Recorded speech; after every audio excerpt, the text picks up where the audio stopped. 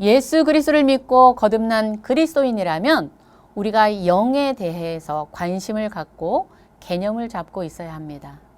사람은 육안이 있어서 보이는 중심으로 살지만 영적인 눈을 떠서 영혼의 때를 준비하면서 살아가야 합니다. 성경은 이 세상에서 존재하고 활동하는 영적인 존재가 있다고 말씀하는데요. 바로 하나님의 영이 있고 사람의 영이 있고 또 이 세상의 영, 즉 사단의 영이 있다고 고린도전서 2장 12절을 통해서 말씀하고 있습니다. 사람은 한마디로 영을 담는 그릇이라고 할 수 있는데요. 어떤 영을 담고 있고 어떤 영과 함께 연합되어져 있느냐에 따라서 생각이 달라지고 마음이 달라지고 누구에게 소속된 사람인지로 결정하게 되는 것입니다. 하나님의 영, 즉 그리스도의 영을 따라 살아가는 사람을 우리는 하나님의 사람, 그리스도의 사람이라 부르죠. 이는 그리스도의 영의 통제를 따르면서 하나님 나라를 추구하며 살아갑니다. 이와는 반대로 세상의 영, 즉 사단의 영을 따라 살아가는 사람들을 향하여 우리는 세상 사람이라고 말하죠. 이들은 땅에 속한 것들을 추구하며 육신의 정욕과 안목의 정욕과 이 생의 자랑을 쫓아가며 살아갑니다. 이렇게 사람은 어떤 영에 속해 있느냐에 따라서 그 인생의 방향이 달라지게 되어 있습니다.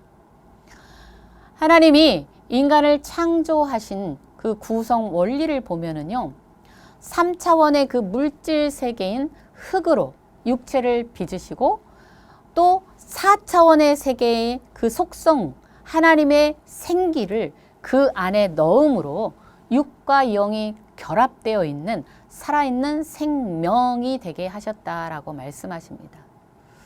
그래서 사람의 육체는 이 3차원 안에 있는 식물을 먹어야만이 그 생명이 유지가 돼요.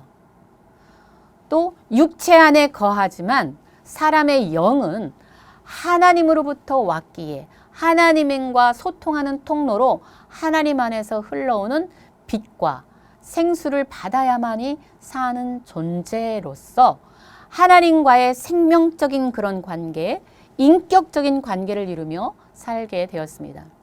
그러나 우리가 다 아는 사실은 선악과 사건 이후로 사람의 영은 하나님과 단절되었기에 죽었다라고 표현을 합니다.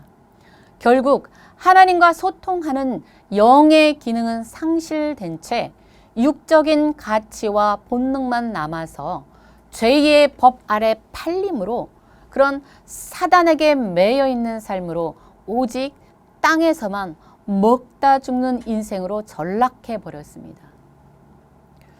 우리는 때로 힘겨운 삶에 부딪힐 때마다 왜 선악과를 만들어서는 하면서 하나님을 원망하는 경우도 많죠.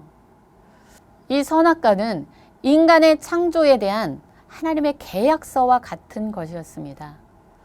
하나님은 사람과 생명적 관계를 이루시지만 일방적인 관계를 하지 아니하시고 사람에게 동의를 구하시면서 하나님을 받아들이도록 한 것이 이 선악과였다라는 겁니다. 마치 출애굽시켰던 이스라엘 백성을 향하여서 하나님은 시내산에서 너희가 내 백성이 될래? 하고 물어보신 후에 네, 한 답을 들으신 후 이스라엘 백성과 공식적으로 언약을 맺으면서 이제 나는 너희 하나님이 될 것이다. 너희는 내 백성이 될 것이야. 하고 이스라엘 백성 안으로 들어오셨던 것처럼 아담, 너는 나에게 정말로 기쁨의 존재야. 너도 나를 인정할래? 그렇다면 선악과를 먹지 말라. 너가 먹는 날에는 너와 나의 관계는 파괴되어진다. 그렇게 되면 나는 너에게 영적인 공급을 할 수 없다. 그러면 너의 생명은 죽을 것이다. 라는 것이에요. 이렇게 아담이 하나님을 왕으로, 창조주로, 주권자로 인정할 것인지 안 할 것인지 공식적인 그 표시가 바로 선악과였다라는 것입니다. 아무리 선하고 신실하신 창조주 하나님이시라 해도 그분의 인격은 하나님을 받아들일지 말지에 대한 선택 결정권을 상대방에겐 인간에게 주셨다라는 겁니다. 그런데 결국 인간은 선악과를 먹어버리게 됐습니다. 하나님의 주권을 거부하고 자신이 왕이 되는 길을 선택했지만 그 길은 미혹된 길이었어요.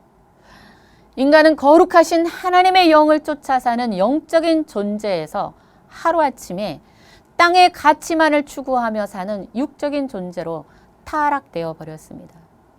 그래서 영적인 세계에는 관심이 없어지고 오직 육적인 일에만 관심을 가지며 약육강식의 방법으로 힘있는 자가 왕이 되어 세상을 통치하는 역사를 가지며 살게 되었습니다. 성경은 우주 만물의 주관자는 하나님이시지만 이 세상에 임금이 있다고 말하고 있어요. 그래서 세상 사람들은 나는 내 뜻대로 내 인생을 잘 살아가고 있고 내 자아도 성취하고 있으며 내가 하고 싶은 대로 잘 살아가고 있다라고 말하고 있지만 그 위에 군림하고 있는 영적인 실체는 사단이라는 겁니다. 그래서 인간은 태어나면서 죄 아래 거하게 되었죠. 사단과 연합되어 있고 마귀는 미혹의 영이기 때문에 그 사실에 대한 인지를 못하도록 한 것입니다. 그러므로 이 세상은 겉으로는 정말 아름다워 보일지 모르지만 깨진 세상이라는 거예요. 요한일서 1장 5장 19절에서도 온 세상은 악한 자 안에 처해 있다라고 말씀합니다. 그러므로 나의 현재는 나의 영이 내가 누구에게 속하여 있느냐 점검하는 것은 아주 중요합니다. 우리의 주소가 죄의 종으로 하나님과 원수되어 있을 때에 우리 예수님은 당신의 목숨을 내어주고 그 값으로 우리를 살리셨습니다. 그리고 다시금 화목제물이 되어서 하나님과 우리를 연합되게 하셨습니다. 그것은 하나님이 우리에게 값없이 주신 구원이고 은혜입니다. 그렇기 때문에 우리의 믿음 생활은 그저 마음의 수련이나 쌓고 소원을 이루어 주기를 바라는 일반적인 종교 생활과는 다르다라는 거예요. 어떤 영에 소속되어 있느냐는 문제로 생명이 걸린 아주 중요한 문제라는 겁니다. 신앙생활에 우리는 집중해야 돼요. 그러므로 지금까지 안일하게 해왔던 우리의 신앙생활에서 이제는 벗어나야 됩니다. 다시 세워주신 하나님과의 그런 생명적인 관계를 통하여서 우리는 부지런히 우리의 속사람을 주님의 능력과 주님의 영으로 채워서 강건하게 해야 합니다. 우리의 속사람을 성장시켜야 됩니다. 이 세대에 전해지는 많은 메시지들이 주님 오실 때가 얼마 남았지 않았다고 선포되고 있어요. 우리 모두는 눈을 들어 이 시대를 이렇게 진단해 보면 그 말씀에 동의하지 않을 수 없죠. 그런데 성경에는 그 말세가 이르게 되면 사단은 자기의 때가 얼마 남지 않음을 알고 아주 강력한 그 미혹으로 수많은 성도들을 그 믿음에서 떨어지게 만들 것이니 조심하라는 겁니다. 이 미혹의 시대가 되면 어린아이는 사람의 속임수와 간사한 유혹에 빠져 온갖 교훈의 풍조에 밀려 요동하게 되므로 그 구원을 상실할 수 있다라는 거예요. 그러니 믿음에는 어린아이가 되지 말고 하나님의 아들을 믿는 것과 아는 일에 하나를 이루어서 그리스도의 장성한 분량까지 충만한 데까지 이르러 자라가라 라고 말씀하고 있습니다. 믿음이 있다면 우리는 반드시 자라가야 합니다. 믿음에는 생명력이 있고 이 생명력은 자라나는 속성을 가지고 있습니다. 그리고 잘 자라려면 충분한 조건을 조성해야 합니다. 반대로 생명이라는 말은 죽을 수도 있다는 말이기도 합니다. 그럼 우리에게 주신 사명은 하나님이 나에게 주신 이 사명을 잘 관리하고 다스려 나아가야 될 줄 믿습니다. 장성하고 성숙한 사람에게는 설령 어떠한 유혹이 찾아온다 하더라도 바른 분별력을 가지고 있기 때문에 자기를 지키는 견고한 힘이 있습니다. 흔들림이 없기 때문에 다른 이들이 아무리 꿰다 할지라도 그 꿰매 넘어가지 않을 수 있는 능력이 있습니다. 우리가 살아가면서요, 육적이고 또 영적이든 수많은 유혹과 미혹을 접하게 되는데요. 웬만해서는 참 이런 이 미혹들을 뿌리치기가 힘들죠. 그래서 우리 주변에 파선하는 경우가 종종 있음을 보게 됩니다. 그런데 앞으로는 이 세대 자체가 아주 강력한 미혹으로 덮는다라는 겁니다. 이러한 미혹에 과연 얼마나 많은 성도들이 이겨낼 수 있을까요? 이 미혹의 영은요, 아담도 무너뜨렸어요. 심지어 예수님에게도 찾아갔던 것을 기억하실 겁니다. 그러나 우리 예수님은 장성한 자이셨죠. 진리 대신 예수님이었기에 말씀으로 이겨내셨고 말씀으로 물리치셨습니다. 그러나 우리는 다르죠. 더군다나 우리의 믿음이 어린 상태라면 정말 심각한 상황이 아닐 수 없다라는 것입니다. 어린 자는 자신을 지켜나갈 만한 힘이 없습니다. 분별력이 없어요. 미혹하는 자의 타겟이 되면 벗어날 수가 없습니다. 오늘 나의 영적 상태, 나의 믿음의 단계는 어떻습니까?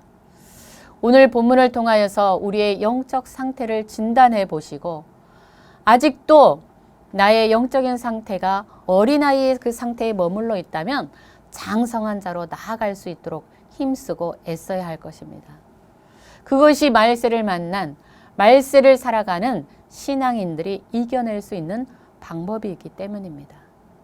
오늘 본문 말씀 14절을 보면 아이들아 내가 너희에게 쓴 것은 너희가 아버지를 알았으며 아비들아 내가 너희에게 쓴 것은 너희가 태초부터 계신 이를 알았으며 청년들아 내가 너희에게 쓴 것은 너희가 강하고 하나님의 말씀이 너희 안에 거하시며 너희가 흉악한 자를 이기었음이라 라는 말씀이 나옵니다. 구원받은 하나님의 자녀들의 영적인 상태가 세 가지로 나타나고 있습니다.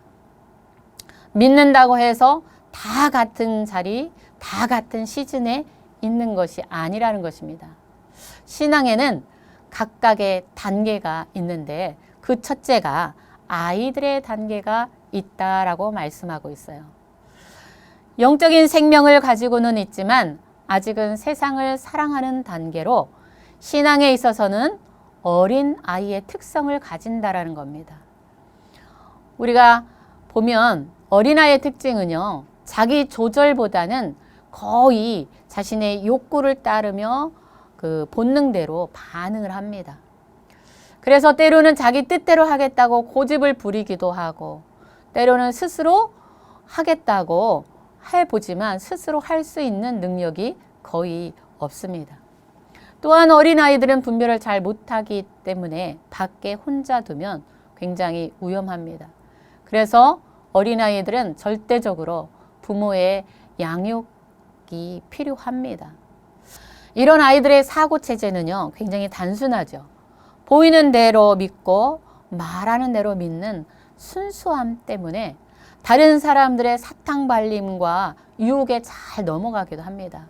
그래서 요즘에는 아이들을 교육할 때 모르는 사람이 주는 것은 먹지도 말고 절대 따라가면 안 된다라고 아동 범죄 방지법을 가르치기도 합니다. 이렇게 어린 아이적인 믿음의 상태를 히브리서 5장 14절 말씀에 보면은요, 의와 말씀을 경험하지 못한 자, 그래서 단단한 음식을 음식이 아닌 젖으로 먹여야 하는 자라고 말씀하고 있습니다. 고린도서에서는 이런 어린아이 단계에 대해서 육신에 속한 자라고 표현하고 있습니다. 아이들아, 너희가 아버지를 알았고 라고 말하고 있는데요. 이 아이들은 자신의 아버지가 누구인가를 알죠. 그리고 그 아버지를 알며 아버지를 믿고 아버지의 그 테두리 안에서 공급받으며 살아갑니다.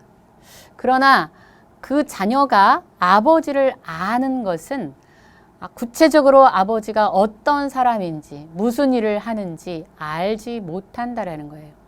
아버지의 세계에 대해서는 전혀 알 수 없다라는 겁니다.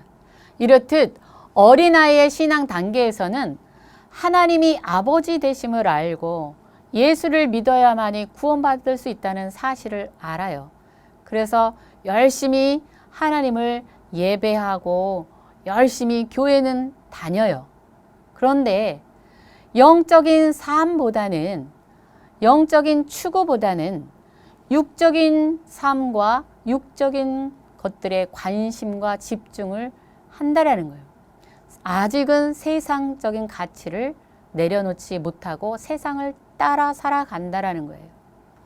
하나님과의 관계는 그냥 하나님은 나에게 주시고 공급하시는 분, 하나님은 나에게 복을 주시는 분, 내 문제를 해결해 주시는 그런 정도의 하나님으로만 인식하고 자기 중심적인 그런 신앙 생활을 한다라는 거예요.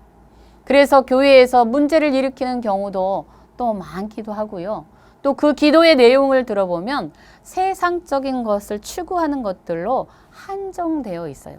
기복적인 경우가 많이 있습니다.